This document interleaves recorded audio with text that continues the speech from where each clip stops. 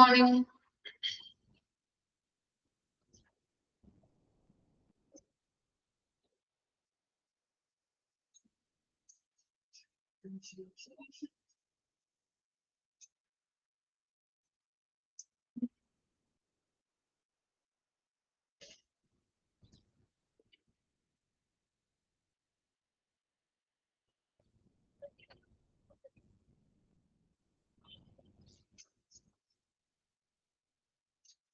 Okay, accreditation surveys accreditation survey methodology നമ്മൾ ഇന്നലെ discuss ചെയ്തതാണ്. ആണോ? ഓർക്കുന്നുണ്ടോ?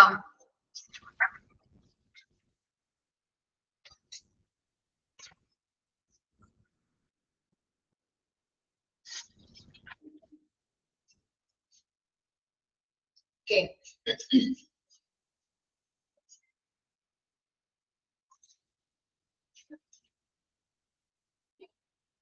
Okay, accreditation surveys. The interview with the staff and the patient or and other verbal informations. നമ്മൾ പറഞ്ഞു accreditation surveys survey ചെയ്യുമ്പോൾ ഏതൊക്കെ മെത്തേഡ്സിലൂടെ എങ്ങനെയൊക്കെ നമുക്ക് ചെയ്യാൻ പറ്റും എന്നുള്ളതാണ് ആ 3 പോയിന്റ്സിൽ കൊടുത്തിരിക്കുന്നത്. Okay, interview with the staff and the patient and other verbal information. അല്ലെ നമുക്ക് എന്താണ് ഇന്റർവ്യൂ ആയിട്ട് നമുക്ക് ചോദ്യങ്ങൾ ചോദിച്ചുകൊണ്ട് അല്ലെ സ്റ്റാഫിനോടായാലും പേഷ്യൻസിനോടായാലും ഇന്റർവ്യൂ നടത്തിയിട്ട് നമുക്ക് എന്ത് ചെയ്യാൻ പറ്റും, ഇങ്ങനെയുള്ള സർവീസ് നമുക്ക് അല്ലെങ്കിൽ അഭിമുഖങ്ങൾ നമുക്ക് കണ്ടക്ട് ചെയ്യാനായിട്ട് പറ്റും അല്ലെ.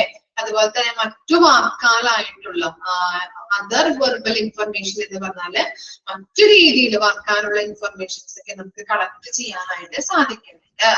ഇനി എന്താ onsite observation of a patient here process by surveyors. ഇനി എന്താ പറയുന്നത് ഓൺസൈറ്റ് ഒബ്സർവേഷൻ എന്ന് പറഞ്ഞാൽ എന്താണ്? ഒബ്സർവേഷൻ നേരിട്ട് നമുക്ക് കണ്ട് നിരീക്ഷിച്ച് നമുക്ക് ചെയ്യാൻ പറ്റും ഇല്ലേ. നേരിട്ട് അവരെങ്ങനെയാണ് ട്രീറ്റ്മെന്റ് ചെയ്യുന്നത് അല്ലെങ്കിൽ രോഗികളെ കെയർ ചെയ്യുന്നത് എങ്ങനെയാണ്, അങ്ങനെയുള്ള എല്ലാ കാര്യങ്ങളും ഇനി എന്തെങ്കിലും ഇംപ്രൂവ്മെന്റ് എവിടെയെങ്കിലും വേണ്ടതായിട്ട് വരുമോ അല്ലെ നേരിട്ട് കണ്ട് നമുക്ക് നിരീക്ഷിക്കാം അല്ലെ. നിരീക്ഷിച്ച് നമുക്ക് അത് ചെയ്യാനായിട്ട് സാധിക്കുന്നുണ്ട്. പിന്നെ എന്താ policies, procedures, clinical practice guidelines and other document provided by the organization. ഇനി എന്താണ് പോളിസീസ്, പ്രൊസീജിയേഴ്സ്, അതുപോലെ തന്നെ ക്ലിനിക്കൽ പ്രാക്ടീസ് ഗൈഡ്ലൈൻസ്, ഡോക്യുമെന്റ്സുകൾ എന്നിവയൊക്കെ പരിശോധിച്ചുകൊണ്ട് നമുക്ക് എന്ത് ചെയ്യാൻ പറ്റും, സർവീസ് നമുക്ക് ചെയ്യാനായിട്ട് സാധിക്കുന്നുണ്ട്. 3 കാര്യങ്ങളാണ് ഇതിൽ പറയുന്നത്. നമുക്ക് ഇന്റർവ്യൂ നടത്തിയിട്ട് ചെയ്യാം, അതുപോലെ തന്നെ ഓൺസൈറ്റ് ഒബ്സർവേഷൻ നടത്താം, പിന്നെ പല കാര്യങ്ങളും അല്ലെ പോളിസീസ്, പ്രൊസീജിയേഴ്സ്, ഗൈഡ്ലൈൻസ്, ഡോക്യുമെന്റ്സുകളൊക്കെ പരിശോധിച്ചുകൊണ്ട് നമുക്ക് സർവീസ് നമുക്ക് കണ്ടക്ട് ചെയ്യാനായിട്ട് സാധിക്കുന്നുണ്ട്. ഓക്കെ, ഇനി നമ്മൾ പറഞ്ഞിട്ടുണ്ടായിരുന്നു സ്കോർ കൊടുക്കണം എന്നുള്ളത് ഇല്ലേ. സ്കോർ കൊടുക്കാം നമുക്ക് വെറുതെ ഒന്നും ഒരു ഒരു ഓർഗനൈസേഷൻ നമുക്ക് അക്രഡിറ്റേഷൻ കൊടുക്കാനായിട്ട് പറ്റില്ല. അതിന് പല കാര്യങ്ങളും പല സ്റ്റാൻഡേർഡ്സുകളുണ്ട്, അതിന് നമ്മൾ സ്കോർ കൊടുക്കേണ്ടതായിട്ടുണ്ട്. സ്കോറിന്റെ അടിസ്ഥാനത്തിലാണ് അക്രഡിറ്റേഷൻ കൊടുക്കുന്നത്. അതെങ്ങനെയൊക്കെയാണെന്ന് നോക്കാം കേട്ടോ. Each standard must contain A scoring of at least 5. നമ്മൾ പറഞ്ഞിരുന്നു ചാപ്റ്റേഴ്സ് ഉണ്ട്, ഓരോ സെക്ഷൻസ് അല്ലെ 4 സെക്ഷനുകൾ ഉണ്ട്, അതിൽ ഓരോന്നിനും ഓരോ ചാപ്റ്റേഴ്സ് ഉണ്ട്. ആ ചാപ്റ്റേഴ്സിനകത്ത് സ്റ്റാൻഡേർഡ്സ് ഉണ്ട്. സ്റ്റാൻഡേർഡ്സിന് നമ്മൾ എങ്ങനെയാണ് മെഷറബിൾ എലമെന്റ്സ് വെച്ചിട്ടാണ് നമ്മൾ എന്ത് കൊടുക്കുന്നത്, സ്കോർ കൊടുക്കുന്നത് ഇല്ലേ. അങ്ങനെയുള്ള കാര്യങ്ങൾ നമ്മൾ ശ്രദ്ധിക്കാം. അപ്പൊ ഇതിൽ പറയുന്നത് എന്താ, each standards must contain A scoring of at least 5. എന്താണ്, ഓരോ അക്രഡിറ്റേഷൻ കിട്ടണമെങ്കിൽ സ്റ്റാൻഡേർഡ്സ് അല്ലെ, ഈച്ച് സ്റ്റാൻഡേർഡ്സ് എന്ന് പറയുന്നത് ഓരോ സ്റ്റാൻഡേർഡ്സിനും കുറഞ്ഞത് എന്ത് വേണം, എത്ര സ്കോർ വേണം, 5 അല്ലെ, അറ്റ്ലീസ്റ്റ് 5 സ്കോറെങ്കിലും ഉണ്ടായിരിക്കണം. ഓക്കെ, സ്റ്റാൻഡേർഡ്സിന് 5 സ്കോറെങ്കിലും കുറഞ്ഞത് ഉണ്ടായിരിക്കണം. ഇനി എന്താ, each chapters must have A score of at least 8. ഇനി എന്താ, ചാപ്റ്റേഴ്സിന് കുറഞ്ഞത് എത്ര സ്കോർ വേണം, അറ്റ്ലീസ്റ്റ് 8. ഓക്കെ, അറ്റ്ലീസ്റ്റ് 8 എങ്കിലും കുറഞ്ഞത് ഒരു 8 സ്കോറെങ്കിലും ആർക്കുണ്ടായിരിക്കണം, ചാപ്റ്ററിൽ ഉണ്ടായിരിക്കണം. All standards must together average for at least 9. എല്ലാ സ്റ്റാൻഡേർഡ്സിന്റെയും ആവറേജ് നമ്മൾ നോക്കിക്കഴിഞ്ഞിട്ടുണ്ടെങ്കിൽ കുറഞ്ഞത് എത്ര വേണം സ്കോർ? അറ്റ്ലീസ്റ്റ് 9 സ്കോർ വേണം.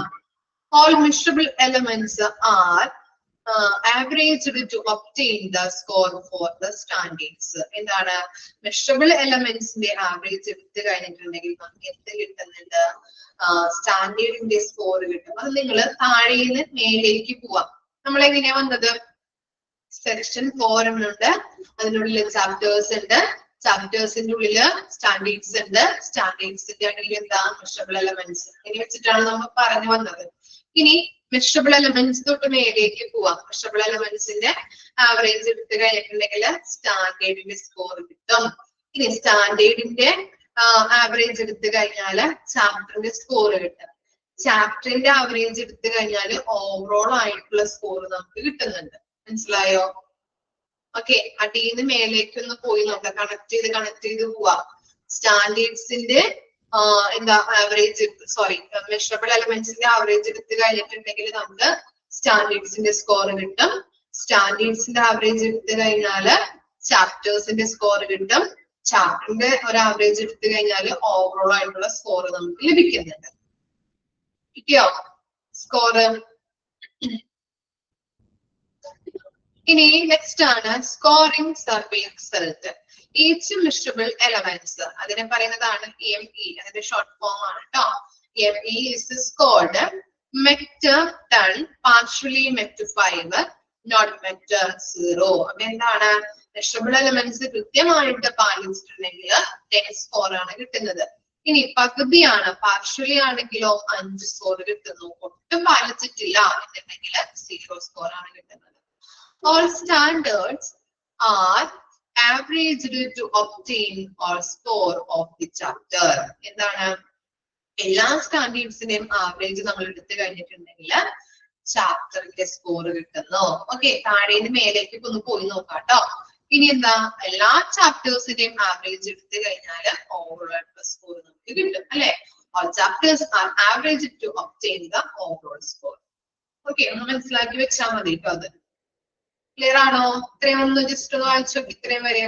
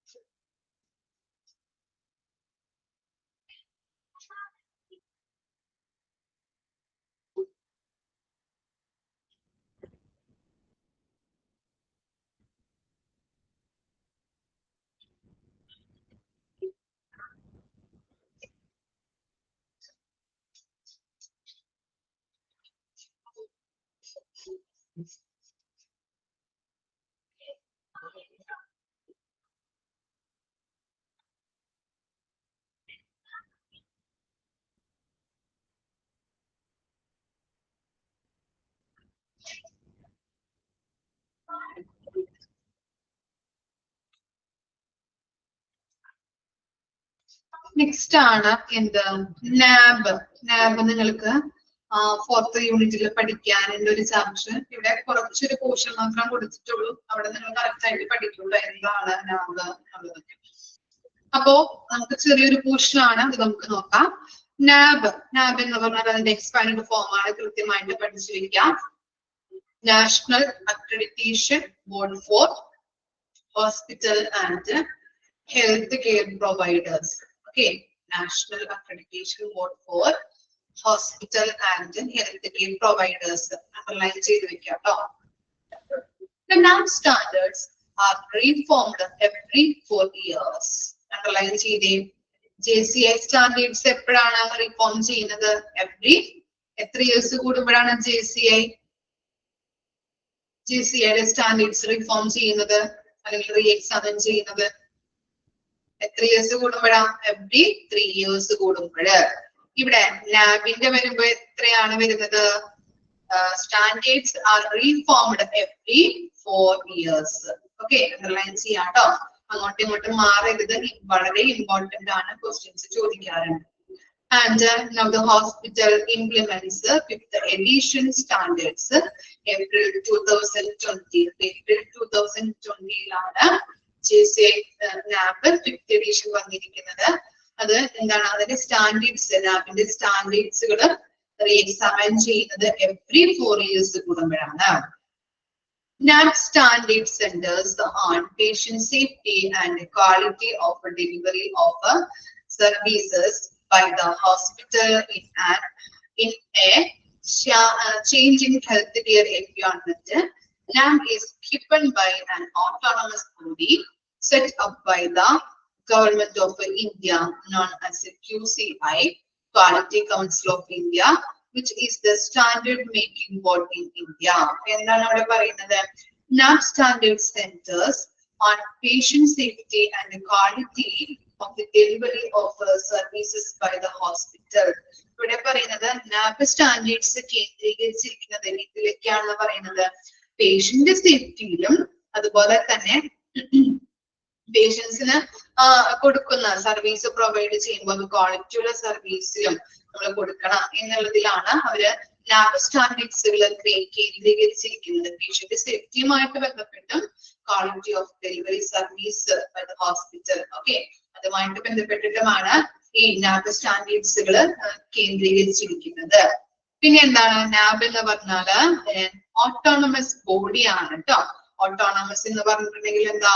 സ്വയം ഭരണം. ഓക്കെ, NAB എന്ന് പറഞ്ഞിട്ടുണ്ടെങ്കിൽ ഓട്ടോണമസ് ബോഡിയാണ്, സ്വയം ഭരണ സ്ഥാപനമാണ്. ഗവൺമെന്റ് ഓഫ് ഇന്ത്യയുടെ കീഴിലുള്ള ഒരു സ്ഥാപനമാണ് NAB എന്ന് പറഞ്ഞാൽ. ഓക്കെ, ഇനി അതുപോലെ തന്നെ QCI കൊടുത്തിട്ടുണ്ട്. QCI എന്ന് പറഞ്ഞാൽ അതിന്റെ എക്സ്പാൻഡ് ഫോം ആണ് quality council of India. Underline ചെയ്ത് വെക്കാം, ചോദിക്കാറുണ്ട്. Quality council of India government of ഇന്ത്യയുടെ കീഴിൽ വരുന്ന നമ്മുടെ സർക്കാർ സ്ഥാപിച്ചിട്ടുള്ള സ്വയംഭരണ സ്ഥാപനമാണ് NAB എന്ന് പറയുന്നത്. ഇനി ക്വാളിറ്റി കൗൺസിൽ എന്ന് പറഞ്ഞിട്ടുണ്ടെങ്കിൽ ഇന്ത്യയിലെ ഒരു സ്റ്റാൻഡേർഡ് മേക്കിംഗ് ബോർഡാണ് ക്വാളിറ്റി കൗൺസിൽ ഓഫ് ഇന്ത്യ എന്ന് പറയുന്നത്. ഓക്കെ, ഇന്ത്യയിലെ ഒരു സ്റ്റാൻഡേർഡ് മേക്കിംഗ് ബോർഡാണ് ക്വാളിറ്റി കൗൺസിൽ ഓഫ് ഇന്ത്യ. അതുപോലെ തന്നെ ഗവൺമെന്റ് ഓഫ് ഇന്ത്യയുടെ കീഴിൽ വരുന്ന നമ്മുടെ സർക്കാർ രൂപീകരിച്ചിട്ടുള്ള സ്വയംഭരണ സ്ഥാപനമാണ് NAB എന്ന് പറയുന്നത്. ക്ലിയർ ആണോ? NABന്റെ സ്റ്റാൻഡേർഡ് റീഫോം ചെയ്യുന്നത് എപ്പോഴാണ്? എവറി 4 years കൂടുമ്പോഴാണ്. അത് അതിന്റെ 5th എഡിഷൻ വന്നിരിക്കുന്നത് April 2020-ലാണ്. അതുപോലെ തന്നെ NABന്റെ സ്റ്റാൻഡേർഡ്സ് കേന്ദ്രീകരിച്ചിരിക്കുന്നത് പേഷ്യന്റ് സേഫ്റ്റിയിലും അവർക്ക് കൊടുക്കുന്ന ക്വാളിറ്റിയുള്ള ഡെലിവറി ചെയ്യുന്ന സർവീസ് നല്ല ക്വാളിറ്റിയുള്ള സർവീസ് ആണോ എന്നതിലുമാണ് അത് കേന്ദ്രീകരിച്ചിരിക്കുന്നത്. NAB എന്ന് പറഞ്ഞാല് ഒരു ഓട്ടോണമസ് ബോഡിയാണ്. ഇനി അതുപോലെ തന്നെ എന്താണ്? നമ്മുടെ സർക്കാർ രൂപീകരിച്ചിട്ടുള്ള ഒരു സ്വയംഭരണ സ്ഥാപനമാണ് അല്ലെ. ഗവൺമെന്റ് ഓഫ് ഇന്ത്യക്ക് കീഴിൽ വരുന്നതും നമ്മുടെ സർക്കാർ രൂപീകരിച്ചിട്ടുമുള്ള ഒരു സ്വയംഭരണ സ്ഥാപനമാണ്, ഓട്ടോണമസ് ബോഡിയാണ് NAB എന്ന് പറയുന്നത്. QCI എന്ന് പറയുന്നത് ക്വാളിറ്റി കൗൺസിൽ ഓഫ് ഇന്ത്യ എന്ന് പറഞ്ഞാൽ എന്താണ്? ഇന്ത്യയിലെ സ്റ്റാൻഡേർഡ് മേക്കിംഗ് ബോർഡാണ്. ക്ലിയർ ആണോ? ഇനി നെക്സ്റ്റ് നോക്കാം. NAB mainly divides the hospital into two main divisions. രണ്ട് കാര്യങ്ങളാണ് നാബ് രണ്ട് ഡിവിഷൻ ആണ് ചെയ്തിരിക്കുന്നത്. HCO ഉണ്ട്, SHCO ഉണ്ട്. SHCOന്റെ ഫുൾ ഫോം എന്ന് പറഞ്ഞാല് സ്മോളർ ഹെൽത്ത് ഓർഗനൈസേഷൻ. HCO എന്ന് പറഞ്ഞാല് ഹെൽത്ത് കെയർ ഓർഗനൈസേഷൻ കേട്ടോ. സ്മോൾ ഹെൽത്ത് കെയർ ഓർഗനൈസേഷൻ ഉണ്ട്, ഹെൽത്ത് കെയർ ഓർഗനൈസേഷൻ ഉണ്ട്. ഇനി എന്താണ് HCO? SHCO എന്ന് പറഞ്ഞിട്ടുണ്ടെങ്കിൽ എന്താ? വിത്ത് ലെസ് ദാൻ 50 ബെഡ്സ്. എന്താണ്? 50 ബെഡുകളിൽ കുറവുള്ള ഹോസ്പിറ്റലുകളെയാണ് എന്തായിട്ട് കാറ്റഗറൈസ് ചെയ്തിരിക്കുന്നത്? സ്മോൾ ഹെൽത്ത് കെയർ ഓർഗനൈസേഷൻ ആയിട്ട് പറയുന്നത്. ഇനി HCO എന്ന് പറഞ്ഞിട്ടുണ്ടെങ്കിലോ, ഹെൽത്ത് കെയർ ഓർഗനൈസേഷൻ എന്ന് പറഞ്ഞാല് മോർ ദാൻ 50 ബെഡ്സ് അല്ലെ, 50 ബെഡിന് മുകളിലുള്ള ഹോസ്പിറ്റലുകളെയാണ് ഹെൽത്ത് കെയർ ഓർഗനൈസേഷൻ ആയിട്ട് ഡിവൈഡ് ചെയ്തിരിക്കുന്നത്. ഓക്കെ, പഠിച്ചു വെക്കാം കേട്ടോ. HCOയും SHCOയും. ഓക്കെ, HCO എന്ന് പറഞ്ഞിട്ടുണ്ടെങ്കിൽ മോർ ദാൻ 50 ബെഡ് ആണ്. SHCO എന്ന് പറഞ്ഞിട്ടുണ്ടെങ്കിൽ ലെസ് ദാൻ 50 ബെഡ് ആണ് എന്നുള്ളത് ഓർത്ത് വെക്കാം. Main NAB grade book or standards has 10 chapters, okay, with 100 standards and 651 objective elements. Objective elements ne measurable elements കൂടി പറയുന്നുണ്ട് കേട്ടോ. Measurable elements എന്ന് പറഞ്ഞാലും objective elements എന്ന് പറഞ്ഞാലും ഒന്ന് തന്നെയാണ് എന്നുള്ളത് ഓർത്ത് വെക്കാം. അപ്പോ NABന് എന്താണ്? 10 ചാപ്റ്റേഴ്സ് ഉണ്ട്, 100 standards ഉണ്ട്, 651 objective elements അല്ലെങ്കിൽ measurable elements ആണ് ഉള്ളത്. അണ്ടർലൈൻ ചെയ്ത് വെക്കാം. Standard refers to set of call for performance. എന്താണ് സ്റ്റാൻഡേർഡ്സ് എന്ന് പറഞ്ഞിട്ടുണ്ടെങ്കിൽ ഹോസ്പിറ്റലിന്റെ പെർഫോമൻസ് ലെവൽ എത്രത്തോളം ഉണ്ടെന്ന് സൂചിപ്പിക്കുന്നതാണ് സ്റ്റാൻഡേർഡ്സ് എന്ന് പറയുന്നത്.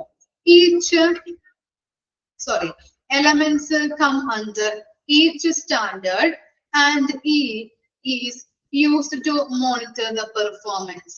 ഈ എലമെന്റ്സ് സ്റ്റാൻഡേർഡ്സിന് കീഴിൽ വരുന്നതാണ്, പെർഫോമൻസ് മെഷർ ചെയ്യാനായിട്ടും സഹായിക്കുന്നുണ്ട്. ഇനി നമ്മൾ പറഞ്ഞിരുന്നു 10 ചാപ്റ്റേഴ്സ് ഉണ്ട്, 100 സ്റ്റാൻഡേർഡ്സ് ഉണ്ട്, 651 മെഷറബിൾ എലമെന്റ്സ് ആണുള്ളത്. ഇനി 651 ആ ഒബ്ജക്റ്റീവ് എലമെന്റ്സിനെ ഓരോ കാറ്റഗറൈസ് ചെയ്തിട്ടുണ്ട്. അതാണ് ഇനി നമ്മൾ പഠിക്കാൻ പോകുന്നത്. നോക്കാം. 102 651 എണ്ണത്തില് 102 കോർ കാറ്റഗറി ആയിട്ടാണ് പറയുന്നത്. 459 കമ്മിറ്റ്മെന്റ് കാറ്റഗറി ആയിട്ട് പറയുന്നുണ്ട്. 60 അച്ചീവ്മെന്റ് കാറ്റഗറിയിൽ ഉൾപ്പെടുന്നു. 30 എക്സലൻസ് കാറ്റഗറിയിലാണ് ഉൾപ്പെടുന്നത്. ഇനി 102 കോർ കാറ്റഗറി എന്ന് പറഞ്ഞാൽ എന്താണ്? which are essentially valued during each assessment. എന്താണ് കോർ കാറ്റഗറി എന്ന് പറഞ്ഞാല്? ഓരോ അസസ്മെന്റ് നടത്തുമ്പോഴും അത്യാവശ്യമായിട്ട് നോക്കേണ്ട എലമെന്റ്സിനെയാണ് നമ്മള് കോർ കാറ്റഗറിയിൽ ഉൾപ്പെടുത്തിയിട്ടുള്ളത്. മനസ്സിലായോ? ഓരോ അസസ്മെന്റ് കഴിയുമ്പോഴും അത്യാവശ്യമായിട്ട് നോക്കേണ്ട എലമെന്റ്സ്, അതിനെയാണ് കോർ കാറ്റഗറി.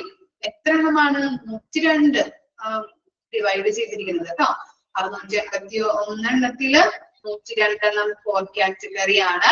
കോർ കാറ്റഗറി എന്ന് പറഞ്ഞു കഴിഞ്ഞിട്ടുണ്ടെങ്കിൽ ഓരോ വിലയിരുത്തലും ഓരോ അസസ്മെന്റ് കഴിയുന്നതോറും അത്യാവശ്യമായിട്ട് നോക്കേണ്ട എലമെന്റ്സ്, അതാണ് കോർ കാറ്റഗറിയിൽ ഉൾപ്പെടുന്നത്. ഈ 459 അല്ലെ എണ്ണം കമ്മിറ്റ്മെന്റ് കാറ്റഗറിയിൽ ഉൾപ്പെടുന്നുണ്ട്. അതെന്താണെന്ന് നോക്കിയേ. which will be evaluated during final assessment. Final assessment എന്ന് പറഞ്ഞാൽ എന്താ? അന്തിമമായിട്ടുള്ള വിലയിരുത്തൽ അല്ലെ, ഫൈനൽ അല്ലെ, അന്തിമ സമയത്ത് മാത്രം ഇവാലുവേറ്റ് ചെയ്യേണ്ട എലമെന്റ്സിനെയാണ് നമ്മൾ കമ്മിറ്റ്മെന്റ് കാറ്റഗറിയിൽ ഉൾപ്പെടുത്തിയിരിക്കുന്നത്. അന്തിമ സമയത്ത് മാത്രം ഇവാലുവേറ്റ് ചെയ്യേണ്ട എലമെന്റ്സ് ആണ് കമ്മിറ്റ്മെന്റ് കാറ്റഗറിയിൽ ഉൾപ്പെടുന്നത്.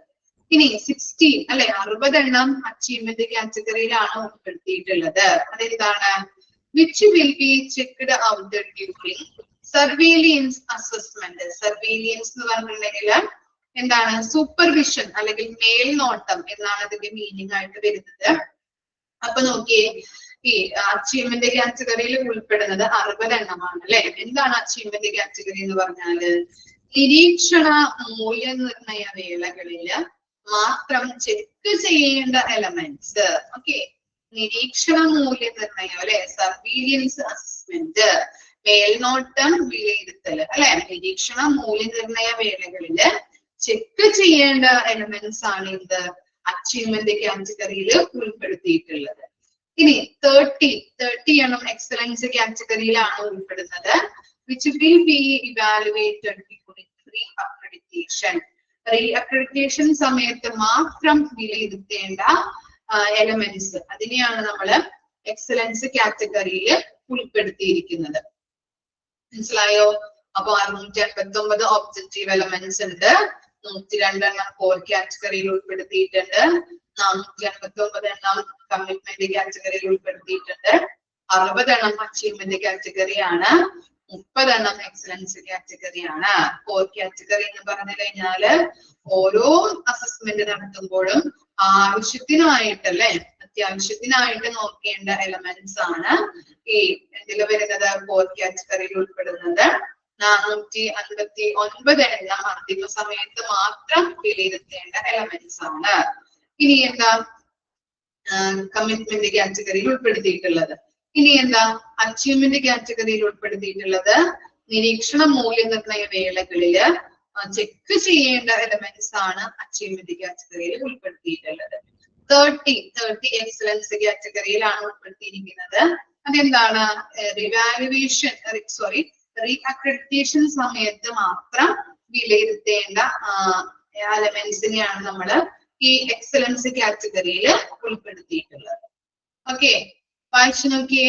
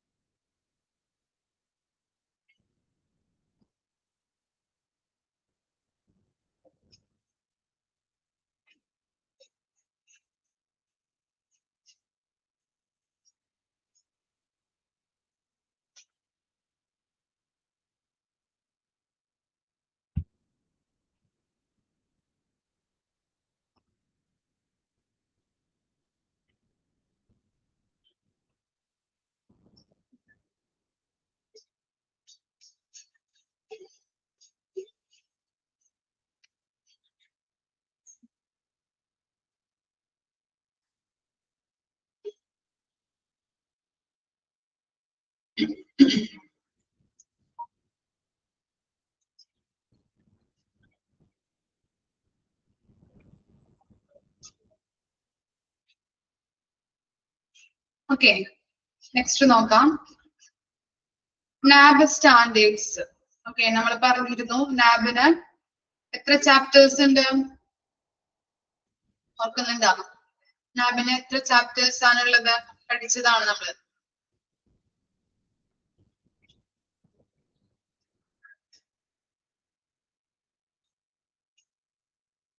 എത്ര ചാപ്റ്റേഴ്സ് ഉണ്ട് നാബിന്? 100 ആണോ? 10 ചാപ്റ്റേഴ്സ് ആണുള്ളത്. ഓക്കെ, എത്ര സ്റ്റാൻഡേർഡ്സ് ഉണ്ട്?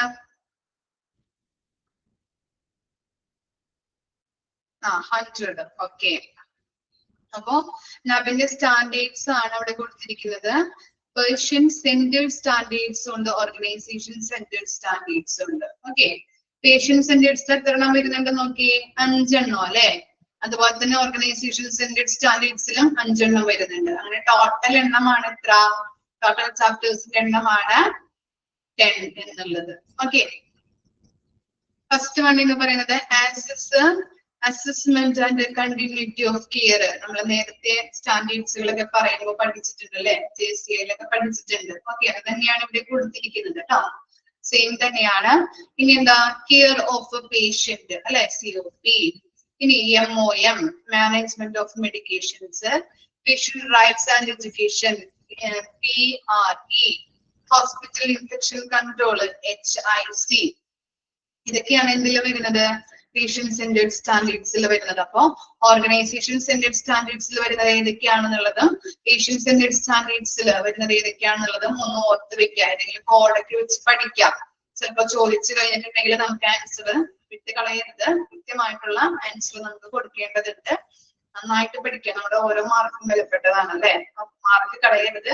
കൃത്യമായിട്ട് പഠിച്ചു വെക്കാം കേട്ടോ. പേഷ്യൻ സെന്റേഡ് സ്റ്റാൻഡേർഡ്സ് ഏതിൽ വരുന്നുണ്ട്, ഏതൊക്കെയാണ് വരുന്നത് എന്നുള്ളത്. ഏതെങ്കിലും ഒരെണ്ണം പഠിച്ചു വെച്ചാലും ബാക്കി ഇപ്പൊ ഓർഗനൈസേഷൻസ് സ്റ്റാൻഡേർഡ്സ് ഏതൊക്കെയാണെന്ന് ചോദിച്ചു കഴിഞ്ഞാലും ഒരെണ്ണം നമ്മൾ പഠിച്ചിട്ടുണ്ടല്ലോ, പേഷ്യന്റ് സെന്റേർഡ് 5 പഠിച്ചിട്ടുണ്ട്.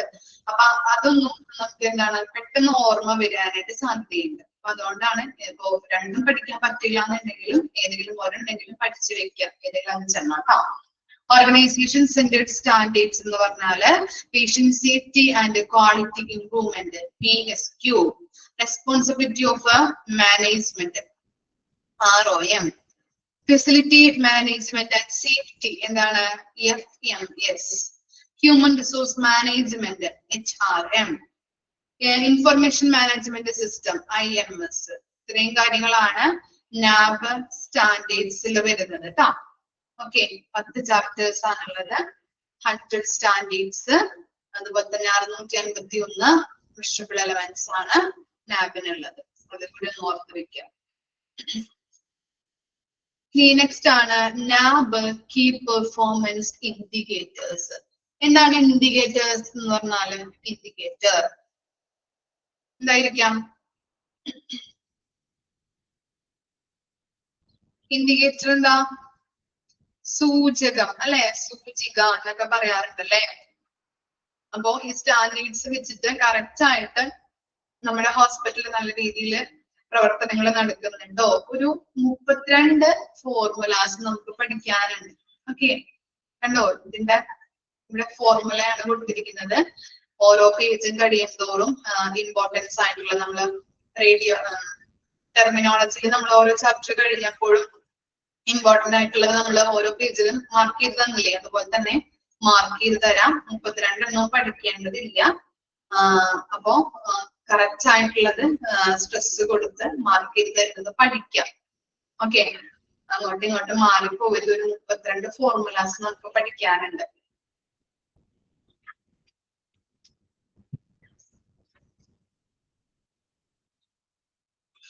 ഇനിയിപ്പോ നമുക്ക് ആ ഫോർമുലാസ് ആണ് നമ്മൾ ഇനി നോക്കാൻ പോകുന്നത്. നോക്കാം. NAB key performance indicators. Key performance indicators. 1 minute കേട്ടോ.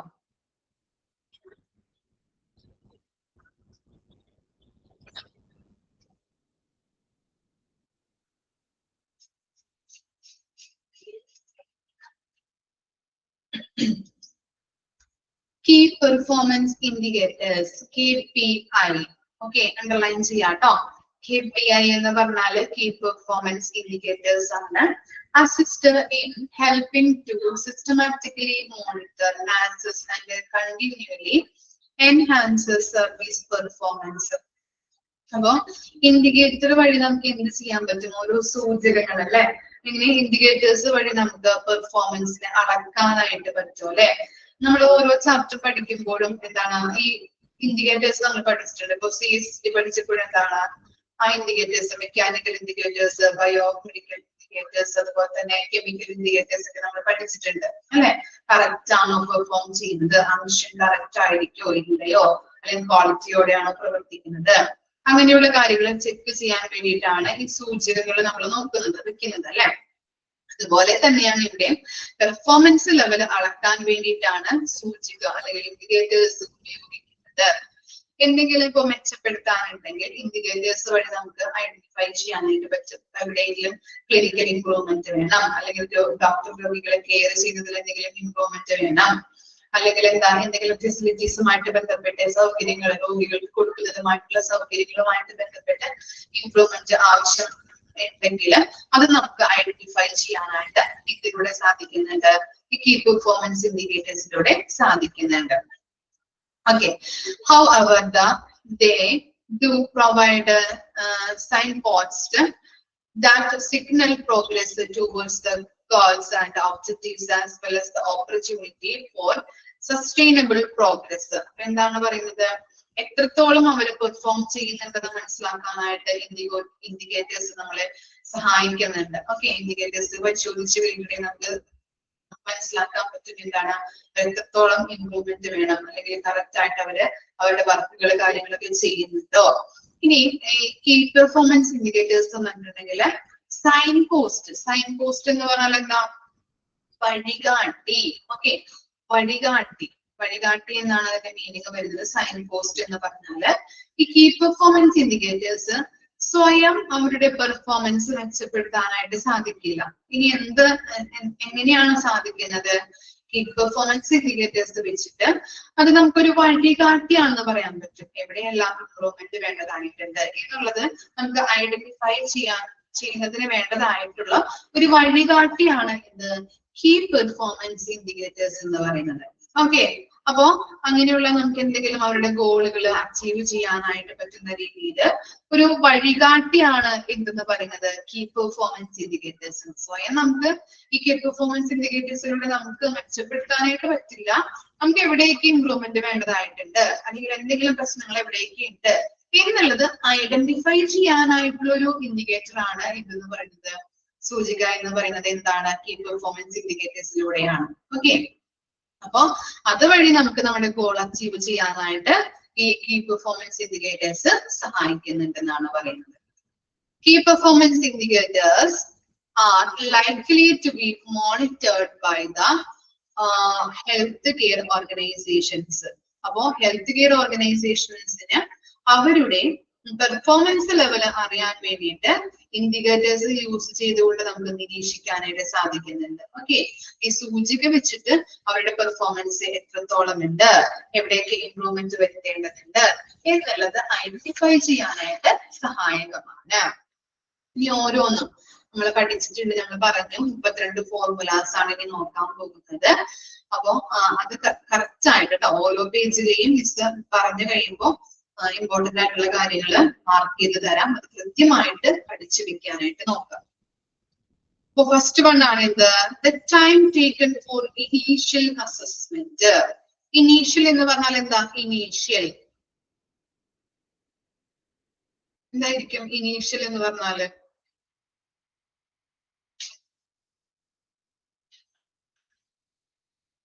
സ്റ്റാർട്ടിങ് അല്ലെങ്കിൽ ഫസ്റ്റ് അല്ലെങ്കിൽ പ്രാഥമിക എന്നൊക്കെ പറയാം അല്ലെ.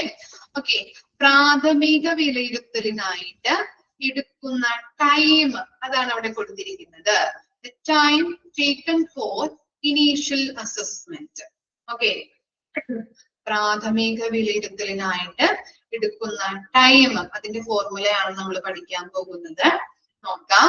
The time should begin from the time that the patient has reached at the birth of the barn till the time that the initial evaluation has been completed by a doctor. എന്താണ് അതിൽ പറയുന്നത്? ഒരു രോഗി ഹോസ്പിറ്റലിലെത്തി വാർഡിലേക്ക് അയാളെ പ്രവേശിപ്പിച്ചു.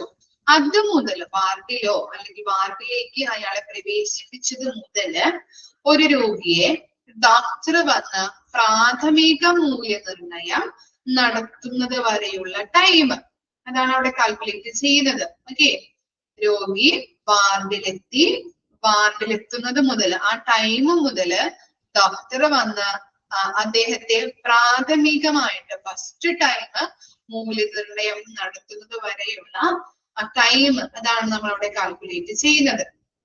Okay, clear ആയോ? അതിന്റെ ഫോർമുലയാണ്. Formula പഠിക്കാനായിട്ട് ഒരു എളുപ്പ വിദ്യയുണ്ട്. നിങ്ങൾ നോക്കിയേ, ആ ഫോർമുലയുടെ ഫസ്റ്റ് ഹെഡിങ് എന്താണ്? The time taken for initial assessment ആണ് അല്ലെ. എന്താണ് ആ ഫോർമുലയുടെ ഫസ്റ്റ് ഭാഗവും എന്താണ്? ന്യൂമറേറ്റർ തന്നെയാണ് അവിടുത്തെ ഹെഡിങ് ആയിട്ട് കൊടുത്തിരിക്കുന്നത്. മനസ്സിലായോ? അങ്ങനെയാണ് ഓരോ ഫോർമുലാസും നമ്മൾ കണക്ട് ചെയ്ത് നോക്കേണ്ടത് കേട്ടോ. അതാണ് എളുപ്പ വിദ്യ എന്ന് പറയുന്നത്. Okay, time taken for initial assessment ആ ഹെഡിങ് തന്നെയാണ് ആ ഫോർമുലയുടെ ന്യൂമറേറ്റർ ആയിട്ട് കൊടുത്തിരിക്കുന്നത്. മനസ്സിലായോ? ഫോർമുല നോക്കാം. Sum of time taken for initial assessment divided total number of admission. Okay, എത്ര പേര് അഡ്മിറ്റ് ആയിട്ടുണ്ട്? ഓക്കെ, എത്ര പേരാണ് അവിടെ അഡ്മിറ്റ് ആയിരിക്കുന്നത്? ഇൻപേഷ്യൻസ് ആണ് അല്ലെ. എത്ര പേര് അവിടെ അഡ്മിറ്റ് ആയിട്ടുണ്ട്? അവരുടെ ടോട്ടൽ നമ്പർ. അതിൽ നിന്ന് എന്താണ് നമ്മൾ ചെയ്യേണ്ടത്? ഇനീഷ്യൽ അസസ്മെന്റിന് എടുക്കുന്ന ടൈം എത്രയാണ്? Time, sum of the time taken for initial assessment. പ്രാഥമിക വിലയിരുത്തലിന് വേണ്ടിയിട്ട് എടുക്കുന്ന ടൈം ഡിവൈഡഡ് ബൈ എത്ര പേര് അവിടെ അഡ്മിറ്റ് ആയിട്ടുണ്ട്, ടോട്ടൽ നമ്പർ ഓഫ് അഡ്മിഷൻ. അത് ചെയ്യുമ്പോൾ എന്ത് കിട്ടും?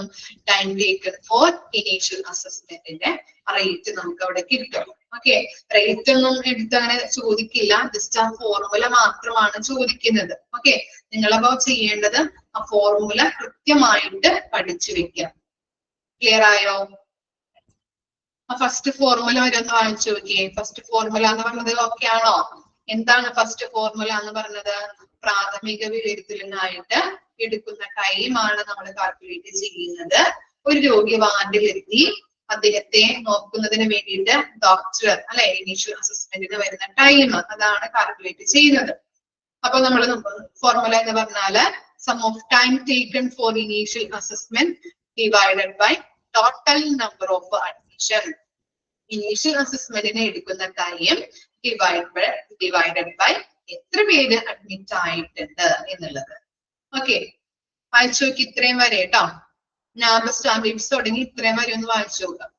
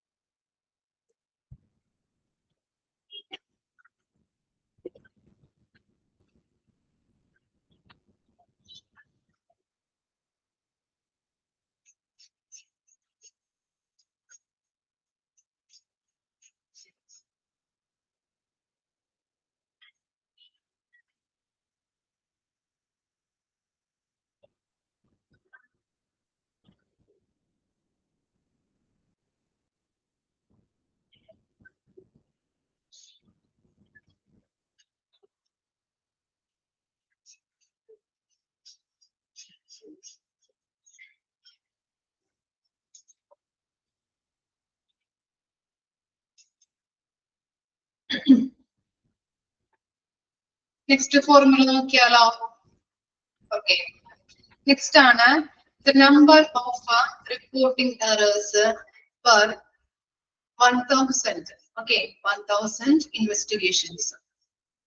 ഇവിടെ പറയുന്നത് എന്താണ്? ഒരു 1000 ലാബ് ടെസ്റ്റുകൾ നമ്മൾ ചെയ്ത് കഴിഞ്ഞിട്ടുണ്ടെങ്കിൽ അത് എത്ര എണ്ണത്തിലാണ് എറേഴ്സ് വന്നിട്ടുള്ളത്, അതാണ് ഈ ഫോർമുലയിൽ നോക്കുന്നത്. ഓക്കെ, ഒരു 1000 ഇൻവെസ്റ്റിഗേഷൻസ് എന്ന് പറഞ്ഞാൽ എന്താണ്? ഇൻവെസ്റ്റിഗേഷൻസ് ടെസ്റ്റുകൾ അല്ലെ, ബ്ലഡ് ടെസ്റ്റ്, യൂറിൻ ടെസ്റ്റ്, അങ്ങനെയുള്ള ടെസ്റ്റുകൾ അല്ലെ, സ്കാനുകൾ, അങ്ങനെയുള്ള കാര്യങ്ങളാണ്. അപ്പൊ അങ്ങനെയുള്ള ടെസ്റ്റുകൾ, ലാബ് ടെസ്റ്റുകൾ നമ്മൾ ചെയ്ത് കഴിയുമ്പോ 1000 ലാബ് ടെസ്റ്റുകൾ ചെയ്ത് കഴിഞ്ഞിട്ടുണ്ടെങ്കിൽ എത്ര എണ്ണത്തില് എന്താണ് ആ റിപ്പോർട്ടിൽ, എത്ര എണ്ണത്തിന്റെ റിപ്പോർട്ടില് എറേഴ്സുകൾ വന്നിട്ടുണ്ട് എന്നുള്ളതാണ് ഇവിടെ നമ്മൾ നോക്കുന്ന ഫോർമുല എന്ന് പറയുന്നത്. ഫോർമുല നോക്കിയേ, number of reporting errors divided by number of tests performed into 1000. Okay. അപ്പൊ എത്ര എണ്ണം എത്ര എണ്ണം പെർഫോം ചെയ്തിട്ടുണ്ട്, അതിൽ എത്ര എണ്ണത്തിന് എറേഴ്സ് ഉണ്ട് ഇൻറ്റു 1000. ഓക്കെ, അപ്പൊ അത് ചെയ്ത് കഴിയുമ്പോഴത്തേനും നമുക്ക് എന്ത് കിട്ടും? Number of reporting errors per 1000 investigations rate നമുക്ക് അവിടെ കിട്ടുന്നുണ്ട്. എത്ര എണ്ണമാണ് പെർഫോം ചെയ്തിരിക്കുന്നത്? 1000 എണ്ണം പെർഫോം ചെയ്താല് 1000 എണ്ണത്തില് എത്ര എണ്ണം പെർഫോം ചെയ്തപ്പോ എറേഴ്സുകൾ വന്നിട്ടുണ്ട് അല്ലെ? Number of reporting errors divided by total number of test performed into 1000. കിട്ടിയില്ലേ ഫോർമുല?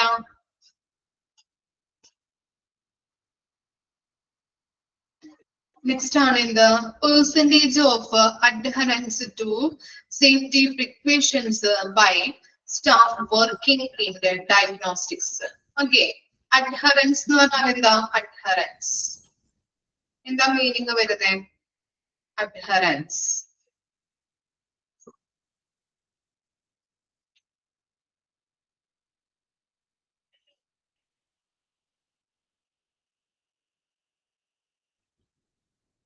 എന്താണ്? അഡ്ഹറൻസ് എന്ന് പറഞ്ഞാല് പാലിക്കുക. ഓക്കെ, സേഫ്റ്റി പ്രിക്കോഷൻസ് നമ്മള് ഈ ഡയഗ്നോസ്റ്റിക് മേഖലകളിൽ അല്ലെ, റേഡിയോളജി അല്ലെ, രോഗനിർണയവുമായിട്ട് ബന്ധപ്പെട്ട് ഈ റേഡിയോളജി ഡിപ്പാർട്ട്മെന്റിൽ വർക്ക് ചെയ്യുന്ന സ്റ്റാഫുകള് സേഫ്റ്റി പ്രിക്കോഷൻസ് പാലിക്കണം എന്ന് പറഞ്ഞിട്ടുണ്ടായിരുന്നു. നമ്മള് റേഡിയോളജി ഡിപ്പാർട്ട്മെന്റ് ഒക്കെ പഠിച്ചപ്പോ പറഞ്ഞിട്ടില്ലേ?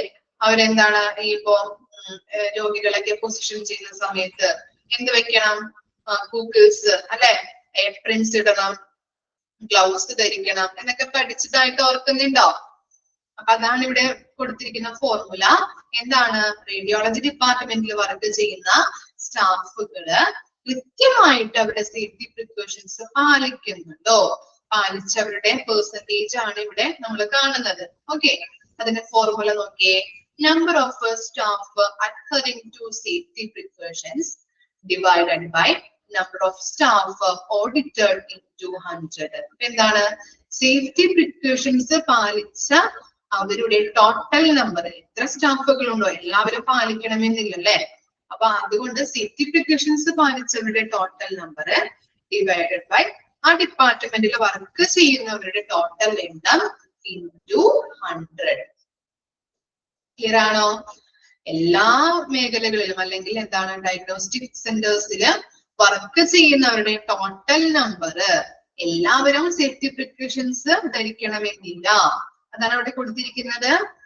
പാലിച്ചവരുടെ സേഫ്റ്റി പ്രിക്കോഷൻസ് എടുത്തവരുടെ ടോട്ടൽ നമ്പർ ഡിവൈഡഡ് ബൈ അവിടെ വർക്ക് ചെയ്യുന്ന ടോട്ടൽ നമ്പർ, അവിടെ വർക്ക് ചെയ്യുന്നവരുടെ ടോട്ടൽ എണ്ണം ഇൻറ്റു 100. ഓക്കെ ആണോ? ആ രണ്ട് ഫോർമുല ഒന്ന് വായിച്ചു നോക്കി. ഇത്രയും ഫോർമുല എടുക്കുന്നുള്ളൂ, ബാക്കി നെക്സ്റ്റ് ക്ലാസ്സിൽ എടുക്കാം കേട്ടോ. ഒന്ന് വായിച്ചു നോക്കാം രണ്ട് ഫോർമുലാസ്.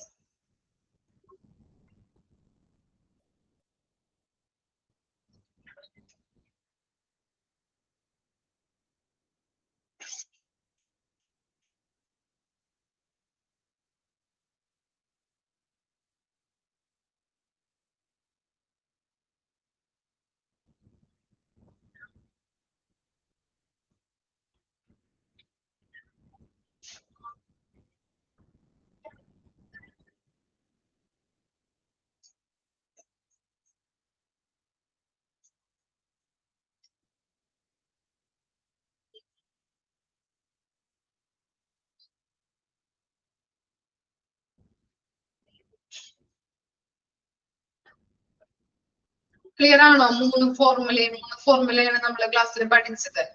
ഓക്കെ ആണോ? 3 ഫോർമുലാസും. ഓക്കെ, അപ്പോ ഇനി നെക്സ്റ്റ് ക്ലാസ്സിൽ കാണാം കേട്ടോ. ഓക്കെ, വേറെ ഡൗട്ട് ഒന്നും ഇല്ലല്ലോ? ഡൗട്ട് എന്തെങ്കിലും ഉണ്ടോ?